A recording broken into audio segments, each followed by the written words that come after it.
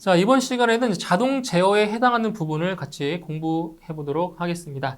자, 자동 제어에서 첫 번째로 나와 있는 내용이 이제 바로 요 개회로 제어계가 나와 있습니다. 이제 이 개회로 제어계, 즉 오픈 루프 컨트롤 시스템과 이제 상반되는 그 제어계가 바로 페루프죠. 페루프. 이제 폐회로 제어계가 있는데 먼저 개회로 제어계에 대한 내용을 이제 보겠습니다. 자, 먼저 개회로 제어계라는 것은 무엇이냐? 자, 시퀀스 제어로서 미리 정해진 순서에 따라서 제어의 각 단계를 순차적으로 진행하므로 제어 동작이 출력과 무관하며 시퀀스 제어가 바로 이 개회로 제어계에 해당이 된다는 거죠. 자, 이 화면에 보시는 이 계통들을 보시면 이 목표값 자체가 이게 입력입니다. 입력이고요. 그리고 마지막에 보이는 이 제어량 자체가 이제 출력이라고 보시면 되겠죠. 그래서 이게 선형으로 지금 되어 있어요. 이런 식으로. 그래서 목표값, 기준 입력, 제어 장치, 조작량, 그다음 제어 대상. 여기 이제 제어 대상에 이제 외란이라는 것도 작용을 하겠죠. 그리고 이제 마지막으로 제어량 이렇게 해서 이 폐회로 제어계랑은 좀 다르게 이 출력과는 무관합니다. 출력과는 무관해서 바로 시퀀스 제어가 대표적인 개회로 제어가 바로 되는 거죠. 순차적으로 일어나는 거. 그래서 개회로 제어계의 특징을 보시게 되면 이제 제어 시스템이 간단하죠. 그죠? 이렇게 직선적으로 되어 있기 때문에 시스템 자체는 간단하고 그래서 설치비가 저렴하다라는 그러한 장점이 있습니다. 자, 하지만 이 제어 동작이 출력과 관계없다고 했죠. 출력과 관계가 없기 때문에 뭐가 발생한다? 오차라는 것이 발생을 합니다. 이제 폐회로 같은 경우에는 이 오차가 생기면 그 오차를 이렇게 줄여가는 그러한 과정이 있거든요. 근데 이 개회로 제어계 같은 경우는 오차가 발생해도 제어할 수 있는, 줄여줄 수 있는 그런 요소들이 없어요. 그렇기 때문에 오차가 많이 발생하기 때문에 그리고 오차를 교정할 수도 없다라는 이러한 단점들이 있습니다. 자, 이제 그 다음 보시면 이제 개회로 제어계와 이제 상반되는 폐회로 제어계가 있죠. 그래서 클로즈드 루프 컨트롤 시스템인데, 자, 이것은 이제 피드백 제어. 자, 피드백이라고 하는 것은 뭐냐면 오차가 발생했을 때 그 오차를 줄여주는 그러한 하나의 시스템인 거예요. 그래서 피드백 제어로서 제어계의 출력이 목표값과 일치하는가를 비교하여 일치하지 않을 경우에는 그 차이에 비례하는 정정 동작 신호를 제어계에 보내어 오차를 수정하도록 하는 개환회로, 그러니까 검출부와 비교부, 검출해서 비교하는 그러한 검출부와 비교부를 갖는 제어계를 폐회로 제어계라고 합니다. 그래서 여기 보시게 되면 약간 여기 똑같아요. 목표값이 있고 제어 장치가 있고 제어 대상, 제어량 똑같죠, 그죠? 똑같은데 개회로 제어계랑 차이점이 뭐냐? 바로 이러한 피드백. 여기 주 개환 신호 있죠? 피드백. 이 부분이 지금 없잖아요. 개회로 같은 경우는. 그래서 오차가 발생을 해도 그 오차를 교정할 수가 없다라고 했어요. 그런데 폐회로 제어계 같은 경우는 이렇게 검출을 하는 거예요. 검출부를 통해서 주 개환 신호를 보내서 이렇게 피드백, 그죠? 이렇게 피드백 교환을 거쳐서 이제 바로 목표값에 가까운 값을 도출해낼 수가 있다라는 그러한 큰 장점이 있습니다. 그래서 개회로 제어계보다는 바로 폐회로 제어계가 조금 더 정확한, 그죠? 정확한 시스템이라고 할 수가 있겠죠. 자, 그럼 여기서 이제 폐회로 제어계의 장점들을 한번 볼게요. 장점. 자, 어떤 장점이 있냐? 자, 외부 조건의 변화에 대한 영향을 일단 줄일 수가 있다라는 큰 장점이 있고요. 그 다음 제어기 부품들의 성능이 다소 나빠지더라도 큰 영향을 받지 않고 제어계의 특성을 향상시킬 수 있다는 그러한 장점이 있고요. 그리고 목표값에 정확히 달성할 수 있다. 그죠? 그러니까 오차를 줄일 수 있기 때문에 목표값에 더 정확한 값을 도출해낼 수가 있다는 아주 중요한 장점이 있겠습니다. 자, 그에 반면에 폐회로 제어계의 단점이 있어요. 안 좋은 점들이 있죠. 그래서 자동 제어에서 설비에 많은 비용이 들어요. 그러니까 개회로 제어계보다는 어때요? 더 설비가 복잡하기 때문에 설치비가 더 많이 들겠죠. 그래서 많은 비용이 들고 고도화된 기술이 별도로 필요하다라는 거예요. 그 다음 설비의 일부에 고장이 있어도 전 생산 라인에 영향을 미칩니다. 그죠? 왜냐면 피드백 제어라는 것이 있기 때문에 출력이 다시 입력으로 갔다가 이러한 과정을 반복하잖아요. 그렇기 때문에 자, 한 일부의 고장이 생기면 전 생산 라인에 영향을 미친다라는 거죠. 그리고 여기 중요한 거 나오네요. 입력과 출력을 비교하는 장치가 반드시 필요하다. 이거 상당히 중요한 내용이에요. 그죠? 폐회로 제어계에서는 입력과 출력을 비교하는 그러한 장치가 반드시 있어야 더 정확한 값을 도출해낼 수가 있는 겁니다. 그래서 단점이죠, 일종의. 자, 이제 그 다음에 용어의 정의들을 한번 볼게요. 자, 여기 보시는 것이 이제 폐회로 제어계의 개통도를 이제 보시게 되는데, 이 개통도에 나와 있는 그 용어들을 좀 하나씩 짚어보고 넘어가겠습니다. 자, 먼저 제어 대상. 제어 대상이라고 하는 거는 뭐예요? 제어 대상은 여기 있죠. 제어 대상이라고 하는 것이. 자, 제어의 대상으로 제어하려고 하는 기계의 전체나 그 일부분을 통틀어서 이 제어 대상이라고 합니다. 제어 대상. 그죠? 그러니까 하나의 일단 기준이 되는 그런 대상을 말하는 거겠죠. 제어 대상.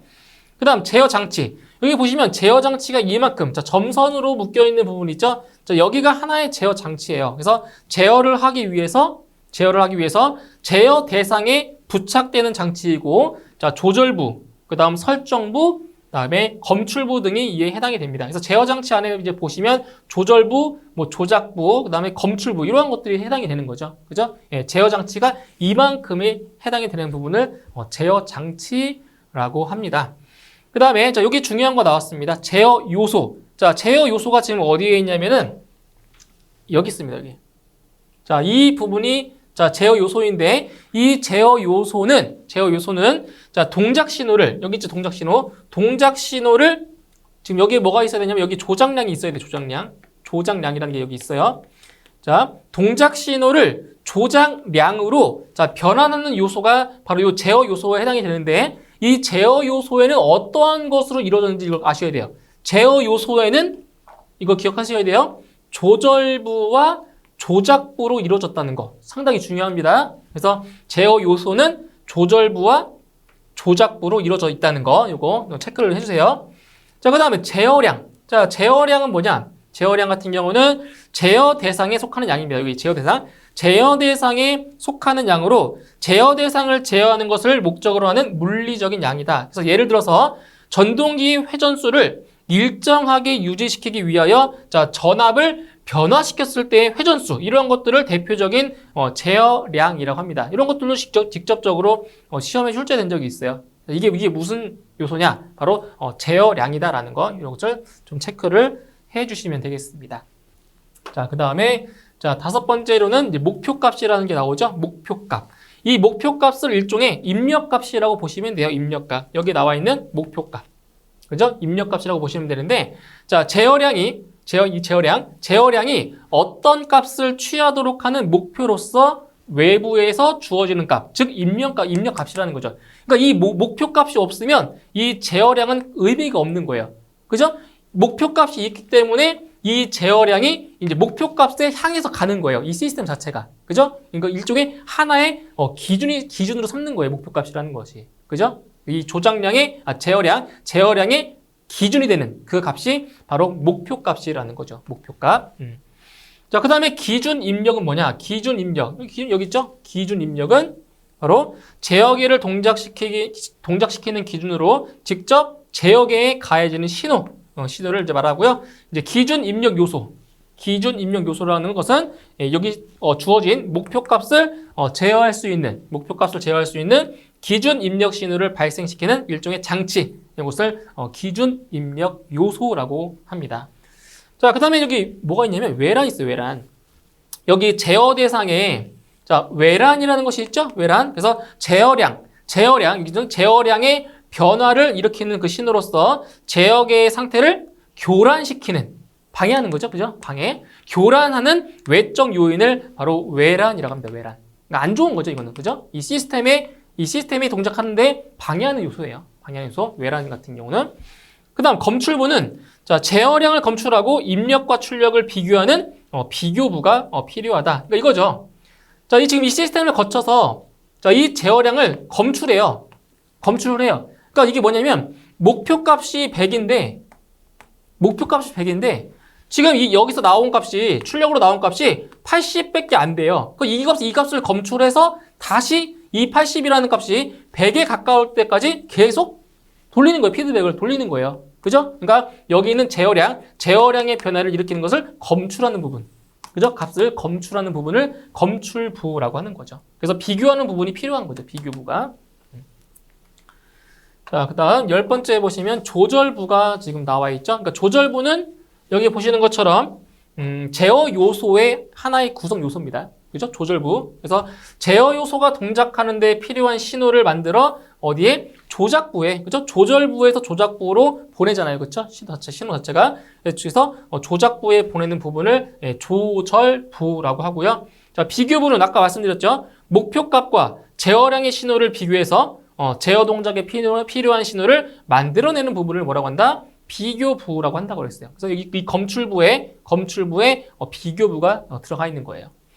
자, 그 다음에 조작량은 뭐냐, 조작량은 제어장치의 출력이 동시에. 자, 제어장치가 지금 어디에 있어요?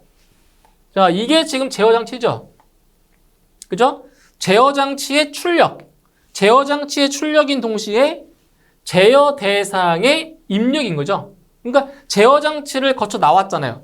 그 출력이죠. 자, 제어 대상으로 들어갔잖아요. 입력이죠. 그러니까 여기가 바로 어떤 조작량입니다. 이것도 좀 기억을 해두세요. 자, 어떤 부분을 기억하셔야 되냐면 제어장치의 출력인 동시에 제어 대상의 입력으로 제어장치가 제어 대상에 가해지는 제어 신호, 이것이 무엇이다? 조작량이다. 이거를 기억하셔야 된다고요. 아시겠죠? 제어장치의 출력인 동시에 제어 대상의 입력이다. 여기까지. 이건 뭐다? 조작량이다. 이거 기억하세요, 이거. 자, 그 다음에 동작 신호라는 것은 패로프에 직접 가해지는 입력으로, 그 동작 신호가 지금 이거죠. 여기 동작 신호. 패로프에 직접 가해지는 입력으로 기준 입력과 주 피드백 신호와의 차이, 오차, 제어 동작을 일으키는 신호로 일종의 편차라고 하는 거죠. 편차. 얼마큼 차이가 나는지 그걸 동작 신호라고 합니다. 그래서 여기서는 이제 몇 가지, 지금 용어를 지금 13가지를 말씀드렸는데 이 중에서 이제 좀 중요하게 다뤄지는 용어들이 있어요. 지금 말씀드린 것처럼 여기는 조작량, 이거 조작량 좀 기억을 해주시고요. 그 다음에 앞에서 이제 어디가 나오냐면 바로 여기 있죠. 제어 요소. 제어 요소. 그러니까 제어 요소에는 조절부와 조작부로 이루어져 있다라는 것. 이 두 가지 그 용어만큼은 확실하게 좀 기억을 해주시고요. 이 나머지 용어들은 뭐 시험에 직접적으로 출제가 되고 있진 않아요. 그래서 이거는 참고로 알고 계시면 되고요. 지금 말씀드렸듯이 제어 요소와 여기 있는 조작량만큼은 확실하게 암기를 하셔야 되겠습니다. 두 가지만큼은. 자, 이제 그 다음에 이제 자동 제어계의 분류입니다. 자동 제어기를 분류하는 데는 크게 세 가지로 이제 분류를 할 수가 있어요. 첫 번째로 나와 있는 분류가 바로 제어량에 따른 분류가 지금 나와 있는데 크게 이것도 제어량에 따른 분류도 세 가지로 나눠져 있습니다. 근데 이 세 가지 중에서 여러분께서 조금 더 중점적으로 보셔야 될 부분이 어디냐? 바로 이겁니다. 여기 프로세스 제어. 이게 상당히 자주 나와요, 시험에. 프로세스 제어 또는 이걸 공정 제어라고 하는데 이거는 이 프로세스 제어 같은 경우는 뭐야 말 그대로 자, 어떠한 제어량을 갖고 있는지 이걸 아셔야 돼요. 어떠한 제어량. 보시면 어떠한 제어량이 있어요, 지금? 온도, 압력, 그리고 액위, 유량, 밀도, 농도. 그러니까 이런 것들을 암기를 하셔야 된다고요. 제어량. 이런 제어량이 나왔으면 무조건 뭐라고요? 프로세스 제어에 해당이 된다고요. 프로세스. 온도, 압력, 액위, 유량, 밀도, 농도 등과 같은 공정중. 그래서 공정 제어라고 하는 거죠. 공정중의 상태량을 제어량으로 하는 제어이며 바로 이것도 기억하세요. 외란의 억제를 주된 목적으로 합니다. 이것도 기억하셔야 돼요. 외란의 억제를 주된 목적으로 하는 제어 방식. 뭐라고요? 프로세스 제어라고요. 이거 기억하셔야 돼요. 외란의 억제를 주된 목적으로 한다. 프로세스 제어다. 기억해 주시고요. 자, 예로 뭐가 있어요? 석유공업이나 화학공업. 이런 식으로 공업 이런 게 들어가면 다 프로세스 제어라고 보시면 될 거예요. 그죠? 프로세스 제어 또는 공정 제어라고 합니다. 자, 그 다음에 이제 두 번째로 또 많이 나오는 게 바로 이겁니다. 두 번째, 서버 기구 또는 서버 제어라고 하는데 여기도 마찬가지로 제어량을 기억하셔야 해요. 제어량. 서버 기구에는 뭐가 있냐면 물체의 위치, 방위, 그 다음 자세 등 기계적인 변이를 제어량으로 해서 목표값의 임의 변화에 추정하도록 구성된 시스템. 예를 들어서 선박이나 항공기, 로봇 이런 것들이 서버 기구에 해당이 됩니다. 또는 서버 제어. 이것도 이제 이것도 프로세스 제어만큼은 아니지만 이 서버 기구도 출제가 많이 되고 있어요. 이 부분도. 자, 그 다음 세 번째로 이제 뭐가 나오냐? 자동 조정이 나오죠. 이 자동 조정도 어떠한 제어량을 가지고 있는지를 좀 알고 계셔야 돼요. 자, 전압이나 전류, 주파수, 회전 속도, 장력 등의 물리량을 제어하는 시스템이다. 이것도 자동 조정에는 이러한 제어량이 있다라는 거. 이거를 기억해 주시면 되고요. 예를 들어서 정전압 장치, 뭐 발전기, 조속기 이러한 것들이 대표적인 자동 조정이라고 보시면 되겠습니다. 그래서 여기 제어량의 분류에서는 뭐가 중요하다고요? 프로세스 제어가 가장 중요하다고요. 아시겠죠? 자, 이제 두 번째로 이제 목표값에 의한 분류를 볼게요. 목표값에 의한 분류. 자, 여기에서는 크게 두 가지로 보시면 되는데, 자, 어떻게 분류가 되냐면, 목표값이 일정하냐, 목표값이 고정이 되어 있냐, 아니면 목표값이 변하냐. 이 두 가지로 구분해 주시면 돼요. 여기 나와 있잖아요. 정치 제어라는 것이 있고, 그 다음 여기에 추치 제어가 있어요. 추치. 정치 제어, 추치 제어. 이거는 용어만 봐도 딱 느낌이 딱 오실 거예요. 자, 정치 제어는 뭐예요? 이 치라는 게 한자로 우리말로 하면 값이에요, 값. 값이 일정한 제어예요, 값이. 값이 일정하다고요. 안 변한다는 얘기죠. 근데 추치 제어는 값이 어떤 값을 따라간다. 그 추정 제어, 추치 제어 따라간다는 거예요. 그래서 요 정치 제어와 추치 제어 두 가지가 있어요. 그래서 정치 제어 먼저 보시면 나와 있죠? 일정한 목표값을 뭐 한다고요? 유지한다고요. 그러니까 목표값이 안 변해요. 이것이 바로 정치 제어라는 거죠. 자, 일정한 목표값을 유지하는 것으로 프로세스 제어, 자동 조정이 이에 해당한다. 자, 아까 그 제어량의 분류에서 나왔잖아요. 요 프로세스 제어와 자동 조정이 대표적인 정치 제어에 속한다라는 거예요. 정치 제어. 대표적인 게 연속직 압영기가 있고요. 그래서 목표값이 시간에 관계없이 항상 일정한 값을 가지는 제어다. 이게 바로 정치 제어라고 합니다. 그러니까 이 용어만 잘 해석하면 답을 쉽게 구할 수 있어요. 값이 안 변하는 거죠. 값이 안 변한다. 자, 그런데 반대로 이 추치 제어라고 하는 것은 목표값이 시간에 따라 변해요. 이런 식으로 목표값이 시간의 경과에 따라 변하는 경우에 자동 제어를 말하고, 목표값의 변화가 미리 정해져 있는 경우를 프로그램 제어. 그래서 우리 프로그램 짠다고 하잖아요. 그렇죠? 목표값이 정해져 있는 거예요. 그래서 프로그램 제어. 그 변화가 임의의 경우인 경우를 추종 제어라고 하는 거죠. 그죠? 그러니까 정해져 있으면 프로그램 제어. 임의로 정해지는 경우를 추종 제어라고 하는 거예요. 그래서 먼저 추종 제어를 보시면 미지의 시간적 변화를 하는 목표값의 제어량을 추종시키기 위해서 그 값으로 따라간다는 거예요. 그 값으로. 추종시키기 위한 제어로 서버 기구가 이에 해당한다. 그래서 서버 기구는 어디에 해당하는 거예요? 정치 제어가 아니고 추치 제어에 해당이 되는 거죠. 자, 대표적인 게 뭐가 있어요? 대공포의 포신, 자동 평형계기, 추정 레이더, 뭐 우리가 알고 있는 유도탄, 유도 미사일 이런 거 있죠. 유도 미사일 따라가잖아요. 그렇죠? 그런 게 일종의 추종 제어에 해당이 되는 거예요. 그런 것들이. 자, 그 다음에 비율 제어. 자, 비율 제어는 여기 이 용어 자체가 비율이라는 말이 들어갔잖아요. 비율. 그죠? 비율. 여기도 뭐냐? 여기도 나왔죠. 비율 관계. 자, 목표값이 다른 양과 일정한 비율 관계를 가지고 변화하는 경우의 제어. 이건 답이 나와요, 바로. 무슨 제어라고요? 비율 제어. 이런 식으로. 그죠? 어떠한 비율 관계. 목표값이 다른 양과 일정한 비율 관계를 가지는 제어. 뭐라고요? 비율 제어라고요. 비율 제어. 그래서 둘 이상의 제어량을 소정의 비율로 제어하는 것, 그리고 연료의 유량과 공기의 유량과의 사이의 비율을 연소에 적합한 것으로 유지하고자 하는 제어 방식, 이런 것을 바로 비율 제어라고 하는 겁니다. 비율 제어. 자, 그 다음에 프로그램 제어는 뭐예요? 프로그램 제어는 목표값의 변화가 미리 정해져 있는 경우로 했어요. 값이 정해져 있어요. 그래서 목표값이 미리 정해진 시간적 변화를 하는 경우 제어량을 그것에 추종시키기 위한 제어. 예를 들어서 무인열차나 엘리베이터, 자판기, 그죠? 이런 것들이 일종의 프로그램 제어에 해당이 되는 것들입니다. 프로그램 제어. 자, 그 다음 세 번째로는 뭐가 있냐? 제어 동작에 따른 분류가 있어요. 제어 동작. 그러니까 제어 동작에도 크게 두 가지가 있는데 이게 연속 제어냐 아니면 불연속 제어냐 이렇게 두 가지로 구분할 수가 있어요. 그래서 먼저 연속 제어에 해당하는 것을 한번 보도록 할게요. 연속.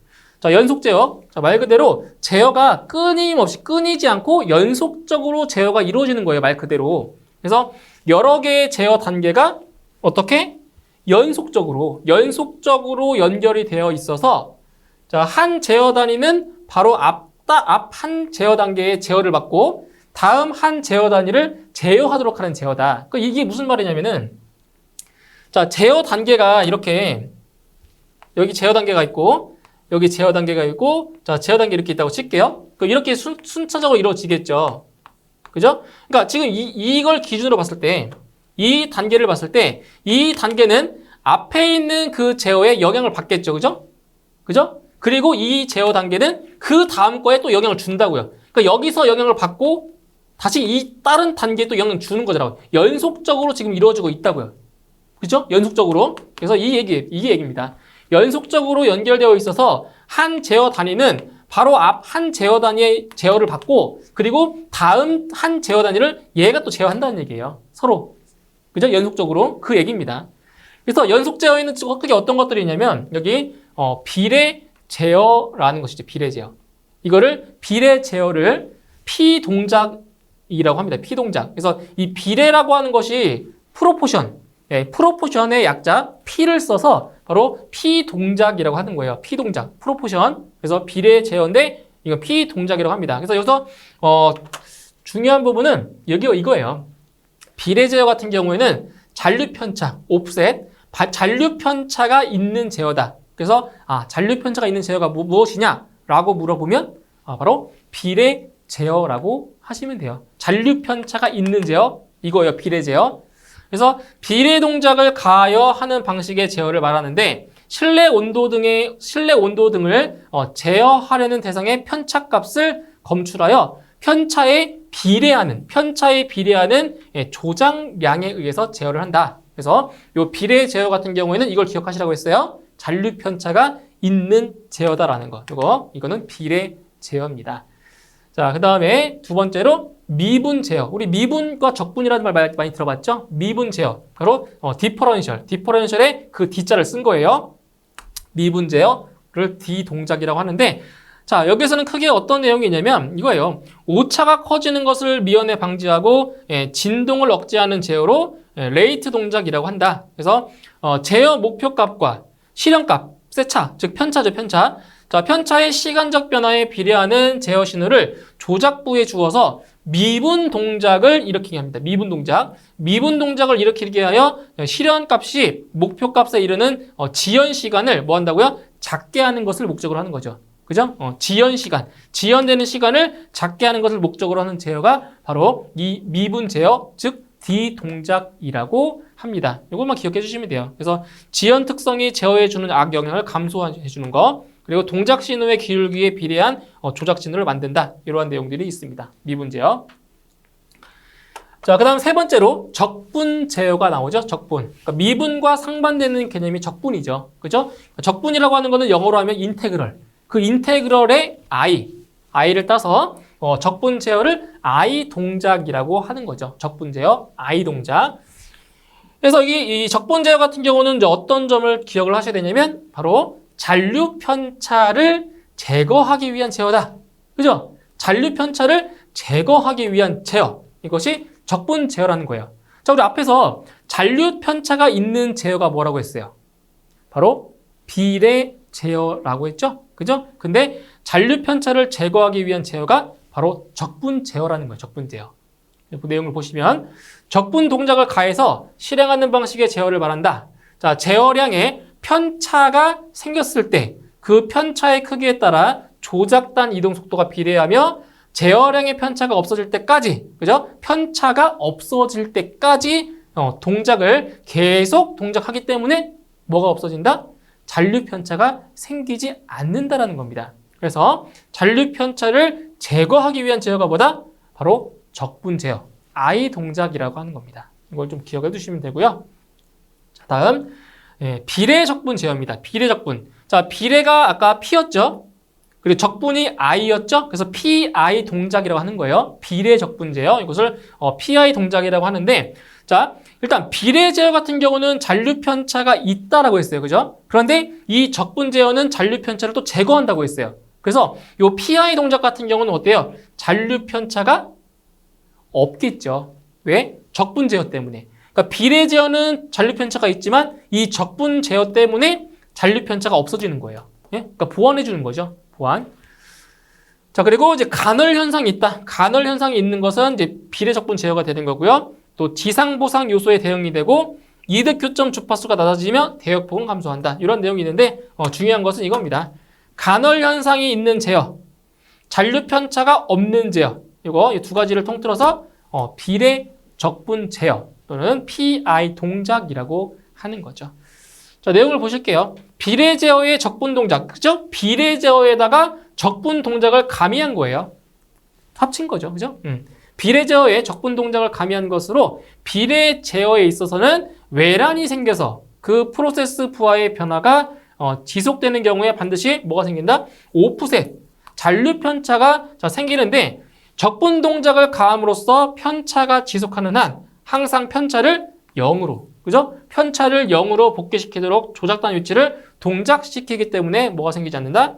편차가 생기지 않는다라는 그러한 특징이 있는 거죠. 그죠? 그래서 비례 적분 제어 이렇게 되어 있고요. 자, 그 다음 비례 미분 제어입니다. 비례 미분 제어는 이제 비례 제어에다가 미분 제어를 가미시킨 거라고 보시면 되겠죠? 그래서 비례 미분 제어는 PD 동작이라고 합니다. 내용 보실게요.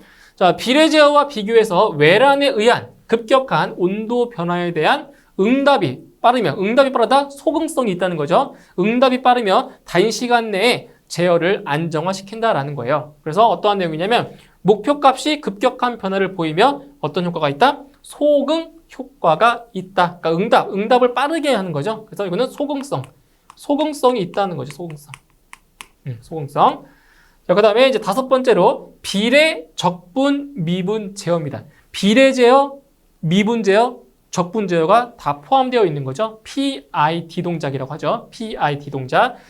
자, 이것은 무엇이냐면, 자, 일단 간헐 현상을 제거하기 위한 제어다. 자, 우리 좀 전에 그 비례 적분 같은 경우에 간헐 현상이 있다라고 했죠, 그죠? 그런데 여기에다 비례 적분 제어에다가 미분 제어를 가미시켜서 바로 간헐 현상을 또 제거할 수가 있어요. 그 다음 사이클링과 오프셋이 또 제거된다. 그죠? 적분 제어가 바로 오프셋을 제거할 수 있다라고 했죠. 잔류 편차.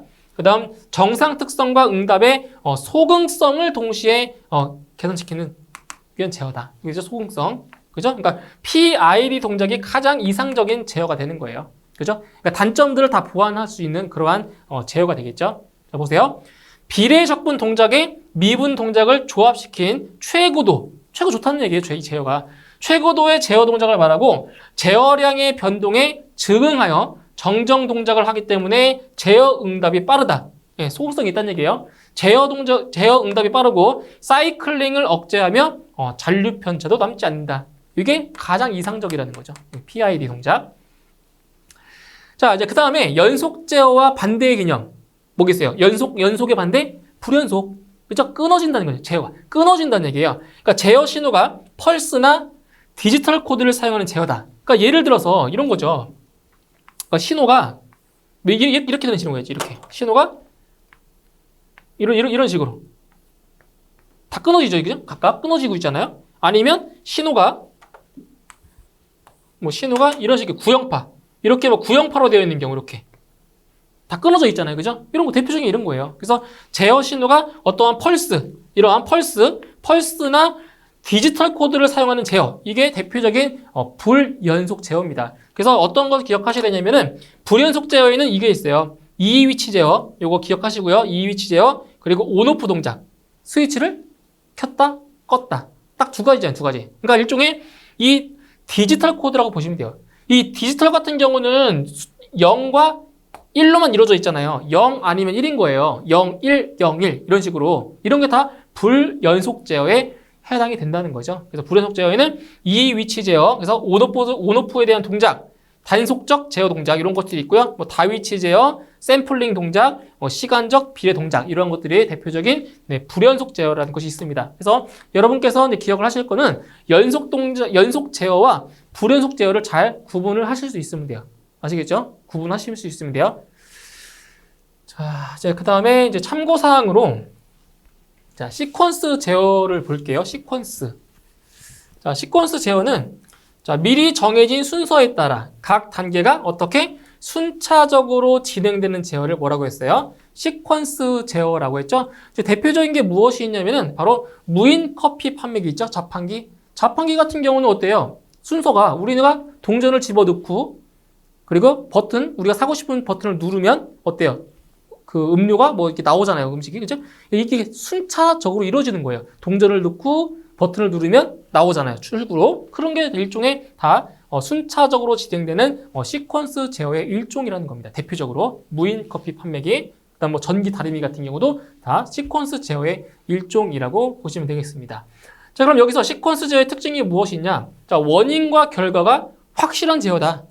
순차적으로 이루어지기 때문에 원인과 결과가 확실하게 이루어지는 제어가 되는 거고요. 그리고 미리 정해진 순서에 따라서 제어가 된다. 다 정해 놓는 거예요. 내가 뭘 했을 때 그 다음 뭐가 이루어지고 또 그 다음 또 뭐가 이루어지고 다 미리 정해져 있는 제어가 되는 거죠. 그죠? 그 다음에 제어 결과에 따라서 조작이 자동적이다라는 그러한 특징들이 있습니다. 그래서 시퀀스 제어에 대한 설명과 특징 참고사항으로 이제 보시면 되겠고요.